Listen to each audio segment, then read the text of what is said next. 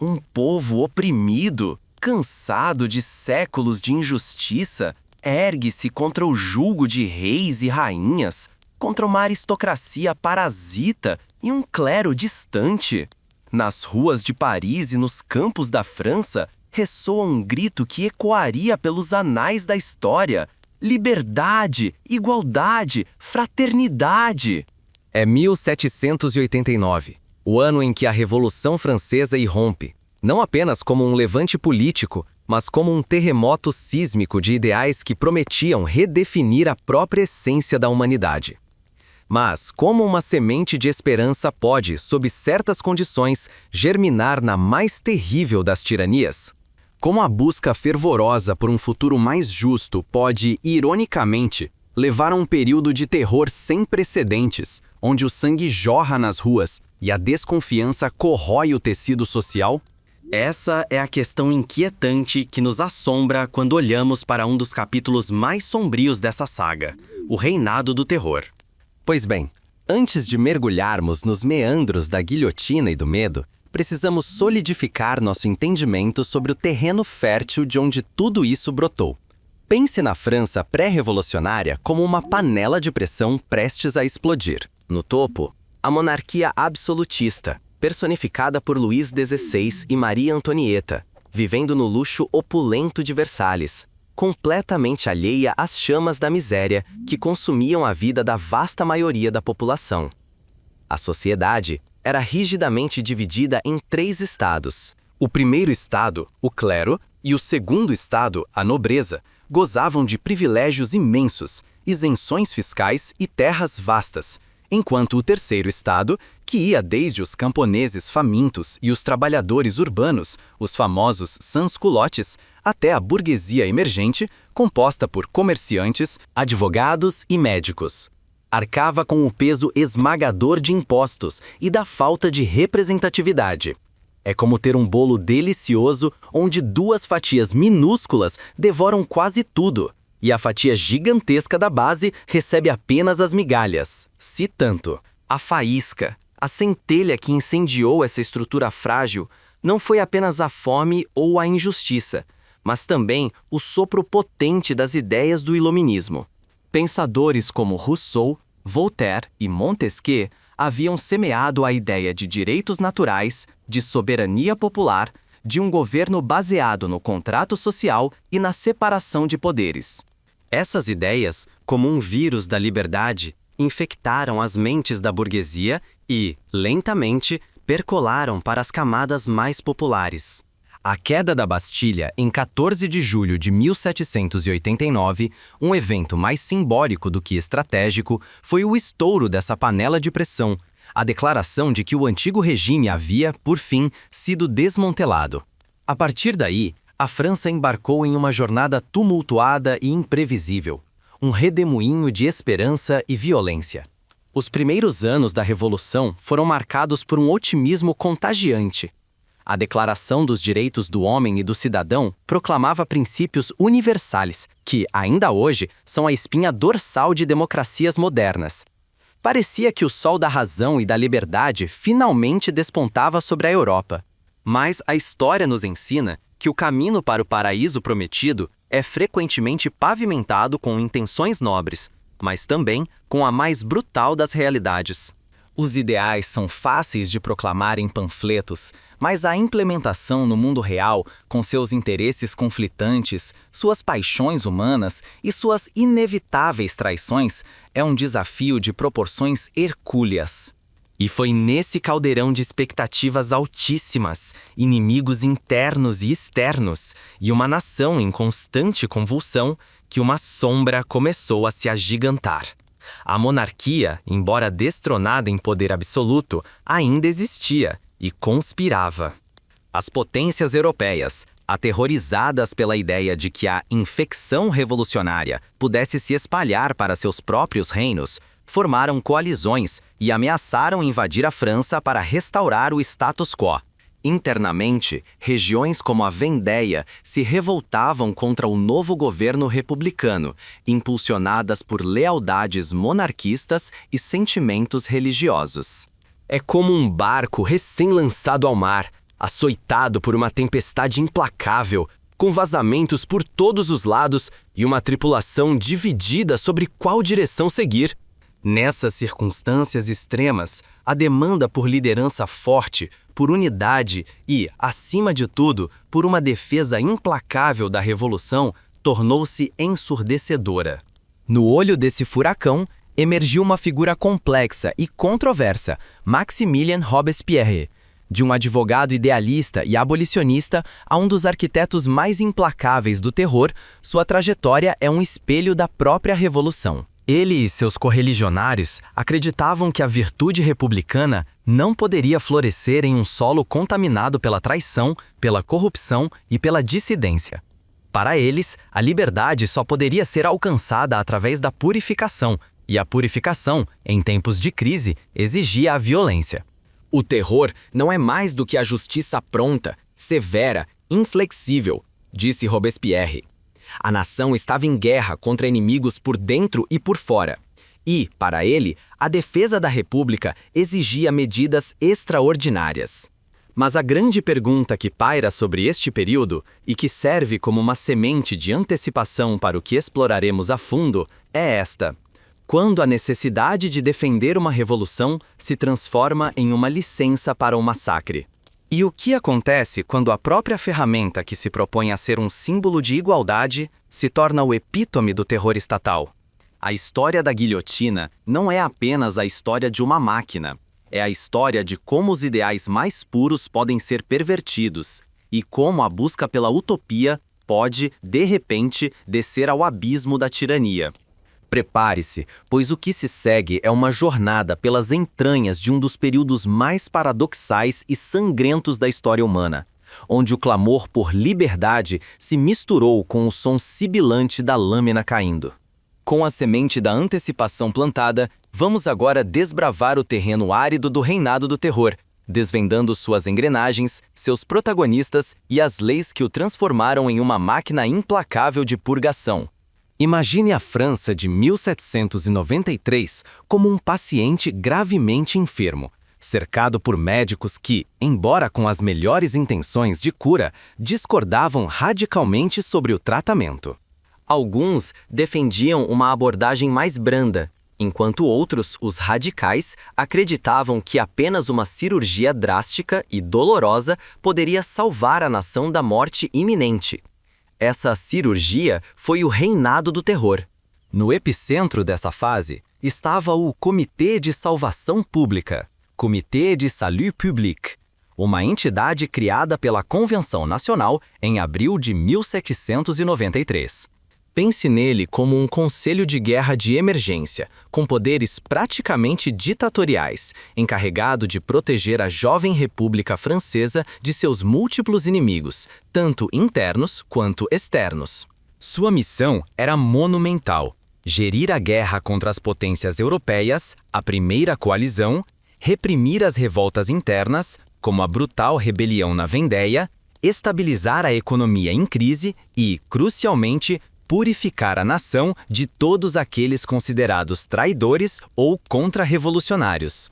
No início, era um corpo mais moderado, mas logo, sob a pressão das massas sans-culottes e da escalada da violência, seus membros mais radicais ascenderam ao poder. Em julho de 1793, Maximilien Robespierre, junto com figuras como Saint-Just e Georges Couthon, assumiu o comando, e a natureza do comitê mudou irreversivelmente. Robespierre, conhecido como o Incorruptível, era um homem de princípios rígidos e uma visão utópica de uma República da Virtude. Ele acreditava que a virtude não poderia existir sem o terror, e que o terror era, por sua vez, uma emanação da virtude. Para ele, a guilhotina não era apenas um instrumento de execução, mas uma ferramenta pedagógica, um arauto da pureza revolucionária. Qualquer um que não apoiasse ativamente a revolução, ou que fosse sequer suspeito de oposição, era considerado um inimigo do Estado, merecendo a morte. É como um jardineiro que, obcecado em proteger suas flores de ervas daninhas, começa a arrancar não apenas as ervas, mas também as flores que considera imperfeitas ou potencialmente ameaçadoras, até que o jardim inteiro se torne um campo de terra batida. Para transformar essa ideologia em ação, o comitê implementou uma série de leis draconianas. A mais infame foi a Lei dos Suspeitos, decretada em 1793 de 1793. Esta lei era, em sua essência, um convite aberto à paranoia. Ela permitia a prisão de qualquer pessoa que, pela sua conduta, pelas suas relações, pelas suas palavras ou pelos seus escritos, se revelasse partidário da tirania, do federalismo e inimigo da liberdade. Ou seja, ser suspeito era quase tão perigoso quanto ser condenado. Imagine um jogo de tabuleiro onde as regras mudam constantemente e uma jogada neutra, de repente, se torna um ato de traição capital. Essa lei suspendeu as liberdades civis e criou um ambiente de medo generalizado, onde a simples omissão ou uma palavra mal interpretada podia selar o destino de qualquer um. Com a Lei dos Suspeitos, os tribunais revolucionários, como o Tribunal Revolucionário de Paris, tornaram-se o braço judiciário do terror. Sua função não era tanto julgar, mas sim confirmar a culpa. No início, ainda havia alguma aparência de processo, mas à medida que o terror se intensificava, a justiça se tornou cada vez mais sumária. A grande inovação jurídica veio com a Lei de 22 Prairial, promulgada em 10 de junho de 1794. Esta lei foi um golpe fatal contra qualquer vestígio de devido processo. Ela eliminou a necessidade de advogados de defesa, suprimiu o direito a testemunhas e permitia apenas 2 vereditos: absolvição ou morte. A única prova necessária era a convicção moral do júri. Pense nisso como um funil cada vez mais estreito, permitindo a passagem de muitas opiniões e debates. Com a Lei dos Suspeitos, ele se estreitou para excluir os inimigos. E com a Lei de 22 Prairial, ele se tornou tão minúsculo que só permitia a passagem de um único resultado, o da execução. Este período ficou conhecido como o Grande Terror e viu um aumento drástico no número de execuções. E no centro de tudo isso, erguia-se a silhueta inconfundível da guilhotina. A máquina, inventada por um médico, Dr. Joseph Ignace Guillotin, que, ironicamente, pertencia a um grupo político que se opunha à pena de morte, tinha uma intenção original radicalmente diferente de seu legado. Guillotin propôs a máquina como uma forma mais humana e igualitária de execução. Antes dela, a morte dependia da classe social. Nobres eram decapitados por espada ou machado, um método mais digno e, esperava-se, rápido, enquanto plebeus eram enforcados, esquartejados ou queimados, métodos muitas vezes prolongados e excruciantes. A guilhotina, com sua lâmina pesada e angulada, caindo de uma altura considerável, prometia uma morte instantânea e sem dor para todos, independentemente de seu status social. A guilhotina não discrimina, era o lema implícito. Era, em teoria, um símbolo da igualdade e da razão iluminista aplicada à punição capital. Contudo, o que começou como um instrumento de justiça humanitária, rapidamente se transformou em um símbolo arrepiante do próprio terror. A lâmina que prometeria igualdade perante a morte, logo se tornou o emblema da repressão estatal e da violência em massa. A guilhotina era montada em praças públicas, como a famosa Praça da Revolução, hoje Place de la Concorde, e suas execuções se tornaram espetáculos públicos macabros. As multidões se reuniam, com vendedores ambulantes comercializando programas com os nomes dos condenados, e mulheres, conhecidas como tricoteusis, sentavam-se e tricotavam calmamente enquanto as cabeças rolavam. Essa frieza perante a morte, essa banalização da vida humana, é um dos aspectos mais perturbadores do período. Onde a igualdade era celebrada pela forma de execução, a liberdade morria a cada queda da lâmina. O número de vítimas foi assustador. Estima-se que cerca de 17 mil pessoas foram oficialmente executadas pela guilhotina durante o Reinado do Terror, com muitos milhares mais morrendo na prisão ou sendo assassinados sem julgamento. E aqui reside uma das ironias mais cruéis. 80% das vítimas não eram nobres ou clérigos, mas sim membros do terceiro estado, os camponeses, os trabalhadores, a burguesia, exatamente aqueles por quem a Revolução havia supostamente lutado. O rei Luís XVI e a rainha Maria Antonieta foram algumas das primeiras vítimas proeminentes da guilhotina em 1793, mas foram seguidos por uma enxurrada de revolucionários outrora celebrados, moderados, girondinos, até mesmo amigos próximos de Robespierre, como Georges Danton. A Revolução, como um monstro faminto, começou a devorar seus próprios filhos.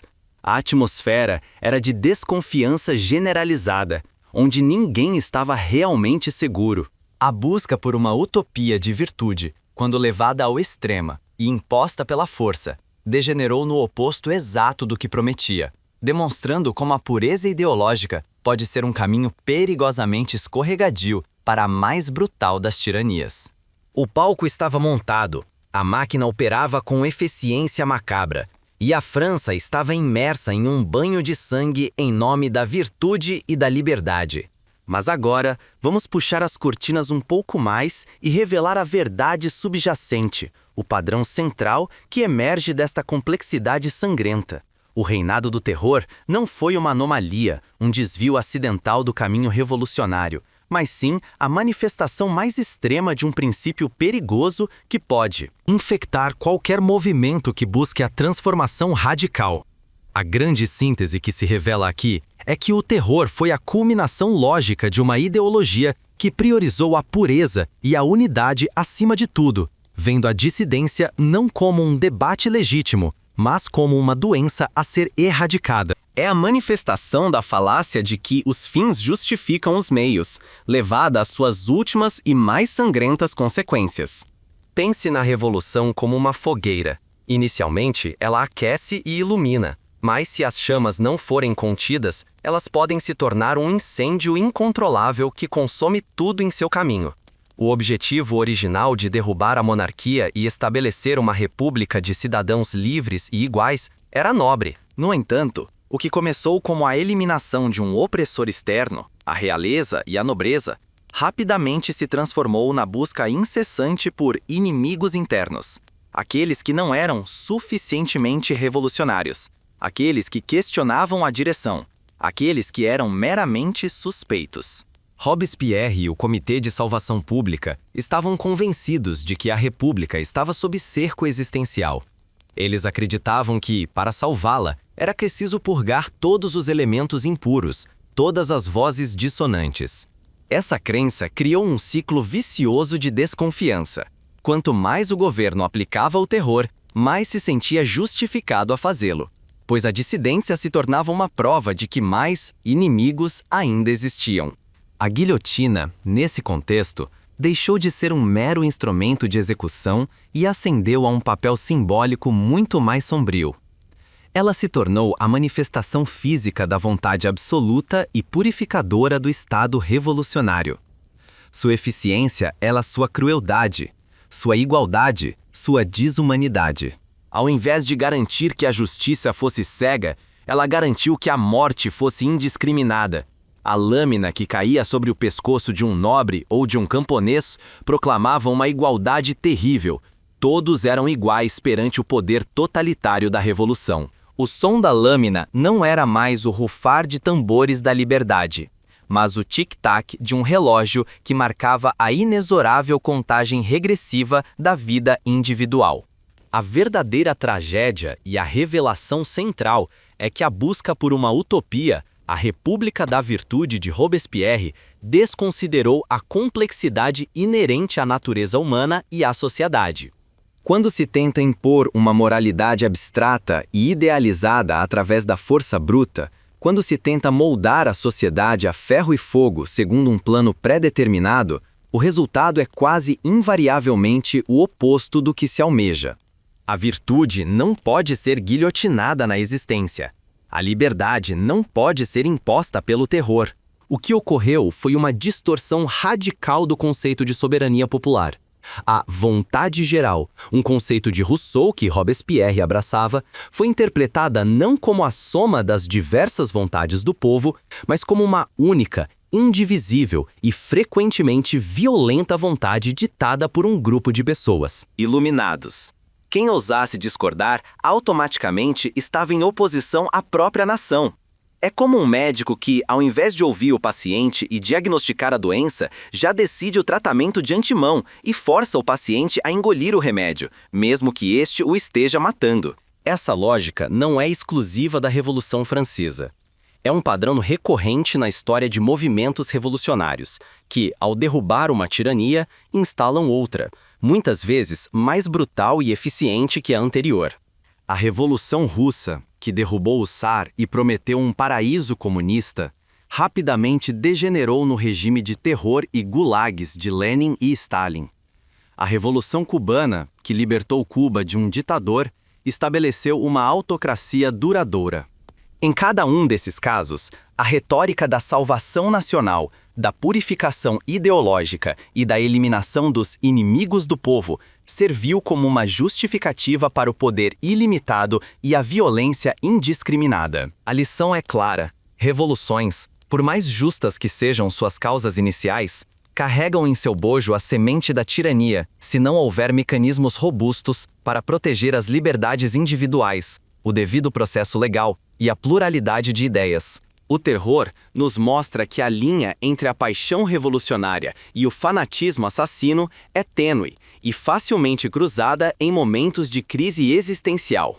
A crença de que o fim justifica os meios, de que a construção de um futuro ideal permite qualquer sacrifício no presente, é a essência da tirania revolucionária. Robespierre, em sua visão distorcida de virtude, estava disposto a sacrificar dezenas de milhares de vidas para alcançar sua república perfeita, sem perceber que, ao fazê-lo, estava destruindo os próprios fundamentos morais sobre os quais qualquer sociedade justa deve ser construída. A guilhotina, símbolo inicial de uma morte humana e igualitária, tornou-se o mais potente lembrete de que a desumanidade e a desigualdade podem assumir novas e terríveis formas, mesmo sob a bandeira da liberdade. A Revolução Francesa, ao invés de uma transição linear de tirania para a liberdade, apresentou um zigue-zague moral, onde cada avanço na liberdade parecia ser acompanhado por um recuo na humanidade, e onde a busca por um estado ideal levou, paradoxalmente, à destruição do indivíduo em nome do coletivo. É um espelho sombrio que nos lembra que a liberdade é uma conquista contínua, não um destino final que pode ser forçado com a lâmina. Emergimos agora do vale sombrio do terror, com uma perspectiva panorâmica que nos permite ver a paisagem completa e recontextualizar o início de nossa jornada. Da promessa radiante de liberdade e igualdade em 1789, testemunhamos a espiral descendente para a escuridão do reinado do terror em 1793-1794. O que começou como um rugido por justiça, como um hino à dignidade humana, transformou-se em um lamento ensurdecedor de guilhotinas e medos, expondo uma verdade desconfortável: que as revoluções, em sua busca ardente por um novo mundo, podem ser capazes de gerar monstros mais terríveis do que aqueles que se propunham a derrubar. A queda de Maximilien Robespierre em 27 de julho de 1794, o famoso 9 de Termidor no calendário revolucionário, não foi um ato de misericórdia, mas um golpe de Estado nascido do puro terror e da autopreservação. Seus próprios aliados, temendo serem as próximas vítimas da lâmina implacável, uniram forças contra ele. Naquele dia, a ironia da história se manifestou com brutal clareza. O arquiteto-mor do terror, o homem que enviou milhares para a guilhotina em nome da virtude, encontrou seu próprio fim no mesmo patíbulo, sua mandíbula estraçalhada em um grito de agonia silenciado pela queda da lâmina.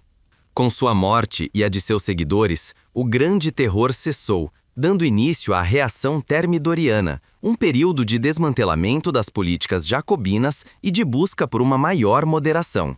Mas o legado do terror e da guilhotina como seu símbolo indelével transcendeu a própria revolução.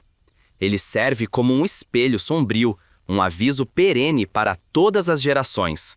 A guilhotina, inicialmente concebida como um avanço humanitário e um símbolo de igualdade ao não discriminar entre nobres e plebeus na morte, tornou-se a representação máxima da desumanidade do poder irrestrito. Ela nos ensina que a igualdade forçada pode ser a mais cruel das desigualdades, aniquilando a individualidade em nome de um coletivo abstrato. Ela nos força a confrontar a dolorosa realidade de que os ideais mais puros, quando abraçados com fervor cego e impostos com violência, podem se transformar nos piores pesadelos. É como um remédio poderoso que, em dose excessiva, se torna um veneno mortal. A lição da Revolução Francesa não é a de que as revoluções são inerentemente malignas. Longe disso, é a de que elas são empreitadas imensamente complexas e perigosas, que exigem não apenas a derrubada de um antigo regime, mas a construção cuidadosa e constante de salvaguardas contra o surgimento de novas formas de tirania. A ascensão da guilhotina como o rosto do terror nos lembra que a verdadeira liberdade reside na proteção da vida, da dignidade e dos direitos de cada indivíduo, mesmo daqueles que discordam. Ela reside na crença de que a pluralidade de vozes, o debate aberto e o devido processo legal são as verdadeiras fortalezas de uma república, não suas fraquezas. A supressão dessas vozes, mesmo que em nome da salvação nacional, é o primeiro passo em direção ao abismo. O caos político, as execuções em massa e o medo institucionalizado durante o terror ilustram graficamente o paradoxo de que a luta contra a tirania pode gerar sua própria versão dela. Este padrão não se limitou à França, ecoou em muitas outras revoluções ao longo da história, desde o governo de Oliver Cromwell após a Guerra Civil Inglesa até os regimes totalitários do século XX. A Revolução Francesa nos oferece, assim, um laboratório histórico brutal, mas inestimável, sobre os perigos da paixão ideológica descontrolada, da desumanização dos adversários e da concentração de poder em poucas mãos.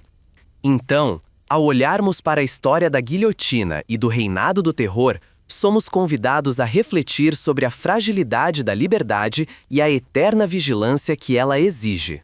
O sangue derramado nas praças de Paris não foi apenas o fim de vidas, mas um aviso gravado a fogo na tapeçaria da história, que a verdadeira liberdade não se constrói sobre pilhas de cabeças, mas sobre os alicerces inabaláveis do respeito mútuo, da justiça equitativa e da crença inabalável no valor inerente de cada ser humano. É uma história que nos lembra que o caminho para a utopia é muitas vezes a estrada para o inferno, e que a verdadeira grandeza de uma nação não se mede pela pureza de seus ideais impostos, mas pela capacidade de proteger a vida e a dignidade de todos os seus cidadãos, mesmo quando confrontada com o medo e a discórdia.